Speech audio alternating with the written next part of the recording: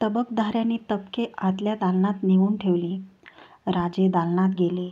अंगीच्या छाटीला त्यांनी ती उतरण्यासाठी हात घातला. लवभर त्यांचा घातला हात थबकला. मनावर विचारांची छाटी चढली. आम्ही ही छाटी उतरतो आहोत. पण शंभूबाळांच्या अंगी ती आजही असेल. हे असे विचार, असे क्षण पाठलागावर पडले की वाटते अंगची छाटी कधी उतरूच नये. पुत्र संन्यासी वेषात, पिता राज पेहरावात हा कसला खेळ? हा काय आहे आईच्या मनी? जगदंब जगदंब.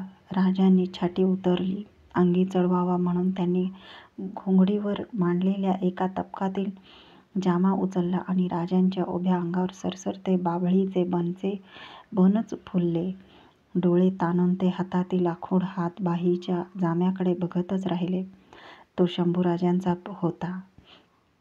त्याच्या एका दर्शनाने राजांचे राजेपण, संन्यासीपण धुसळून दूर फेकून दिले. नको तो विचार राजांच्या आबा म्हणणाऱ्या मनात चोखोर घुसला.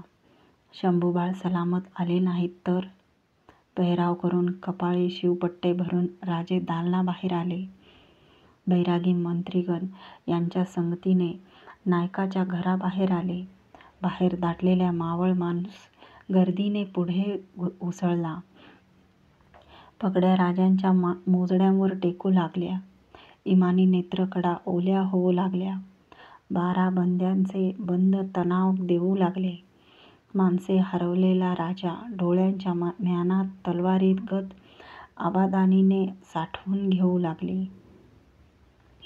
त्या कल्लोळात एकट्या मोरोपंतांखेरीज बैरागी सोडले तर शंभूराजांचे भान कोणालाच आले नाही. पेहरावाचे एक तबक तसेच परत आलेले पाहून मोरोपंत मनी चरकले होते. आपल्या माणसांना राजदर्शन देऊन राजे पालखीत चढले. त्यांनी पालखीचा राजगोंडा हाती धरला आणि एका पेचाने त्यांच्या मनाचा राजगोंडा करून मुठीत घट्ट धरला. आता माँसाहेब विचारतील, आमचे शंभूबाळ कुठे आहेत? आमची वाट पाहून शिणल्या थकल्या त्यांच्या कानी काय घालावे? राजांच्या मनाला पालखीच्या चालीबरोबर हिसके हिंदोळे बसू लागले. मन सुन्न झाले. फारा दिवसांनी पाली दरवाज्यावरची नौबत दुडदुडली. राजे बाले किल्ल्यावर आले. त्यांची मुद्रा निर्धारी दिसत होती. डोळे माँसाहेबांना शोधण्यासाठी हरणाचे पायखोर लावून दौडत होते.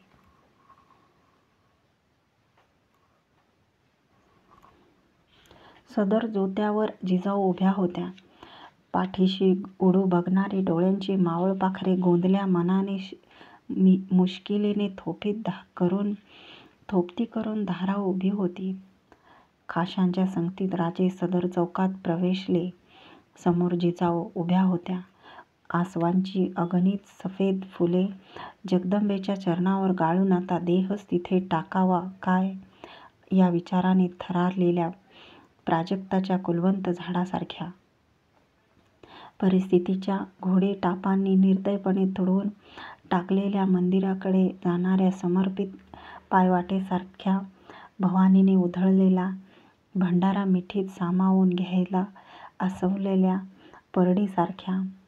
क्षणभर राजांचे पाय फरसबंदीला जागी चिकटल्यागत झाले. दुसऱ्याच क्षणी भरतीच्या समुद्राचा उसळता भावकल्लोळ उरी घेऊन राजे झपाझप चालले. टोपाची मोतिलग हिंदकळली. तिचे डुलते फुलोर तेवढे जिजाऊंना कसेबसे दिसले. मग डोळ्यांवर आसवांची सफेद तावदाने सरसरून दाटत उतरली. त्या तावदानातून एक धूसर सोन स्वप्न समोर येत होते.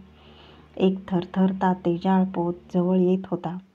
बाकीचे काहीच दिसत नव्हते. दिसावेसे वाटत नव्हते. राजांनी पायावर ठेवलेल्या कपाळाच्या स्पर्शाने जिजाऊ उभ्या देही थरारून उठल्या. त्या थरारीने त्यांच्या डोळी उतरलेले आसवांची तावदाने खळखळून निखळली. जिजाऊसाहेबांचा तुळजाई सोशिक आत्मा नेत्रांच्या महाद्वाराने पाझरू लागला. झुकते होऊन त्यांनी थरथरत्या हातांनी राजांना उठते केले. आणि पहाट वाऱ्याच्या झमकीत सुगंधाचा गुंतवा व्हावा तसे, यमुनेच्या पानपाठीला सूर्यरस बिलगावा तसे राजे जिजाऊंच्या मिठीत विसावले. पुत्रपण भरून पावले, मोहरले, मातृपण मुके मुके झाले. कृतार्थता झाली. चौकात दाटलेल्या हर आसामीला ते बघताना वाटले, आपणच औसाप आहोत. राजे आपल्याच हातमिठीत आहेत. फक्त एकच कुणबाऊ मनाने शंकेला सुपात घालून थडाथड पाय पाखडायला सुरुवात केली. उडणारे भूस डोळ्यात चरचरत शिरू लागले. धाराऊच्या लेकरू कुठं हाय म्हणत तिचे भिरभिरते डोळे राजांच्या बरोबर आलेल्या बैरागी तांड्याच्या काखेतील झोळ्या झटकू लागले. तटबंदीचे थोराड बुरुज उचलून ते कुणीतरी क्षणाक्षणाला आपल्या उरावर रचत आहे असे धाराऊला वाटले.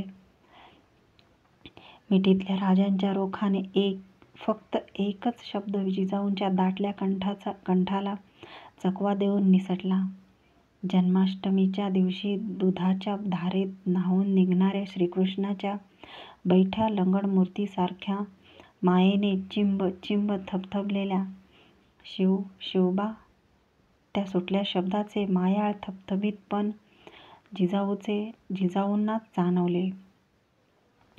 त्याने तर त्यांचे कान क्षणात सुन्न झाले. मन भिन्न झाले. त्या सुन्न भिन्नतेत सारे भाव गुदमरून उठले आणि क्षणातच आभाळीच्या निळाईत इथून तिथवर विजेची नागीन सळसळत जावी तशी जिजाऊंच्या भरल्या मनी शंकेची कातरी नागीन वळवळत गेली. आमचे शंभूबाळ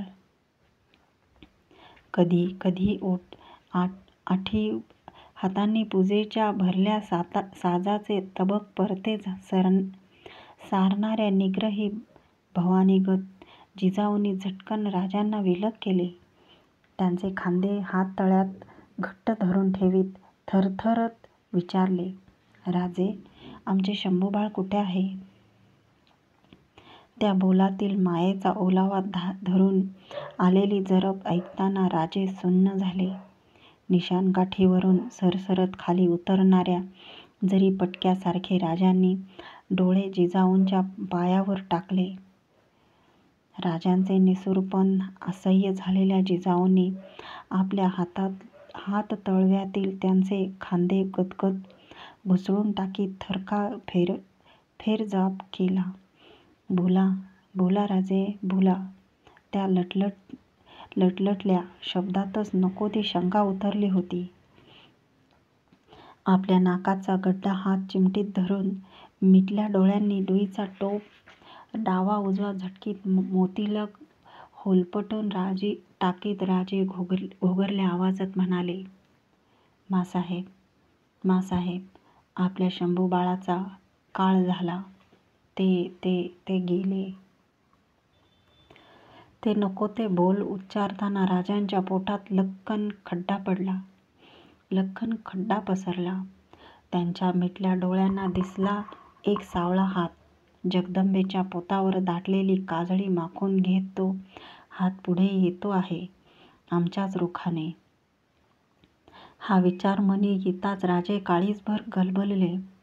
कानावर थरथरते हात ठेवणाऱ्या जिजाऊंच्या तोंडून रणशिंगाच्या काळीजमार ललकारीसारखा एकच चित्कार उठला, शंभूबाळ. उभी सदर गरगरली. बैठकीचा पायचौथरा काढून घेताच जगदंबेची आवेशी मूर्तीसुद्धा खाली ढासळू लागावी तशा जिजाऊ ढासळू लागल्या. देवा र माझ्या म्हणत पायच ठार गेलेली धाराऊ तर धाडकन खालीच पडली. तिचे अंग गदगद हालू लागले. झटकन राजांनी पुढे होत जिजाऊंना सावरले. चौकातल्या पगड्या थरथरून डुलल्या. खाली माना टाकलेल्यांचे इमानी डोळे बाराबंद्या भिजवू लागले. क्षणात सदरेचा नूर पलटी घेत गदगदला. देठ नसलेले फूल हाती असावे तसे झाले. राजे आले म्हणून हसावे की धाकटे राजे गेले म्हणून रडावे तेच कोणाला सुधरेना. आमचे आमचे ऐकता माँसाहेब. राजे जिजाऊंना सावरीत देवमहालाच्या रोखाने चालवीत नेताना पुन्हा पुन्हा म्हणत होते. जिजाऊंना काहीच ऐकू येत नव्हते. पंत धाराऊलाही पाठवून द्या. राजांनी देवमहालाची इशारत देत मोरोपंतांना सदर सोडताना आज्ञा केली.